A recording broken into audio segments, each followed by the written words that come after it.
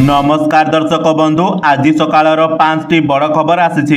तेबे खबर गुड़िक कौन रही तो भिडियो आग को निश्चय जानिबा, किंतु ता पूर्वर भिडियो को गोटे लाइक और चैनल को सब्सक्राइब करनियंतु। खबर नंबर 1, पुणी जांच हेब रत्न भंडार कमिटी रे प्रस्तुत हैला एसओपी, खाली बाजिब सरकारक मोहर।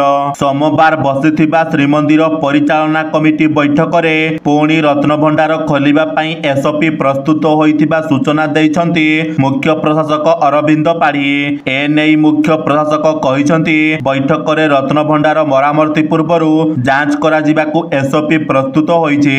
भितरे थिबा खाली आलमीरा और सिंधुक स्थानांतर करा जिबा सहित लेजर स्कानिंग बा साइंटिफिक मेथड नै मध्ये एसओपी करा जाइछे। वर्तमान एई प्रस्तुत एसओपी को अनुमोदन पई सरकारक पाखकु पठा जिवो। सरकारक अनुमोदन क्रमे एक दिन धार्य करा जाई पुणी थरे रत्न भंडार जांच करा जिवो। खबर नंबर 2, आजिठु राज्य रे बढ़िबो वर्षा, 16 जिला को सतर्क सूचना जारी। सक्रिय मौसमी प्रभाव रे आजिठारु राज्य रे वर्षा बढ़िबा को जाउछि। एथि पई 16 जिला को बिजुली घड़घड़ी सह प्रबल वर्षा नै येलो वार्निंग जारी करा जाइछे। केन्दुझर, भद्रक, जाजपुर, कटक, केन्द्रापड़ा, ढेंकानाल, बालेश्वर, मयूरभंज, नयागढ़, खोर्धा, पुरी, जगतसिंहपुर, गंजाम, गजपति, कंधमाल और रायगढ़ जिला को प्रबल वर्षा पाई पाणीपाग केन्द्र येलो वार्निंग जारी करिछि। एथि सहित आसंता काली 6 जिल्ला रे प्रबल रु अति प्रबल वर्षा हेबा सहित 9 तारिख पर्यंत राज्य रे एही वर्षा लागि रहिबो बोली आंचलिक पाणीपाग केन्द्र पक्षरु आकलन करा जाइछि। खबर नंबर 3, आलू चाहिदा पूरण करि पारिलानी उत्तर प्रदेश, एबे पंजाब रु अणा जिवो आलू। पश्चिम बंग रु ओडिशा आसुथिबा आलू को पश्चिम बंग पुलिस और प्रशासन अटकाइबा परे उत्तर प्रदेश रु राज्य को आसुथिला आलू, किंतु ओडिशा रे एबे भी आलू संकट देखा जाउथिबारु समस्यार समाधान पाई पंजाब रु आलू मगा जिवो बोली खाद्य जोगाण मंत्री कृष्णचंद्र पात्र सूचना दैछन्ति। खबर नंबर 4, वायनाड रे हेला समूह शव सत्कार, मिलिछि 221 मृतदेह और 166 खंड विखंडित मर शरीर।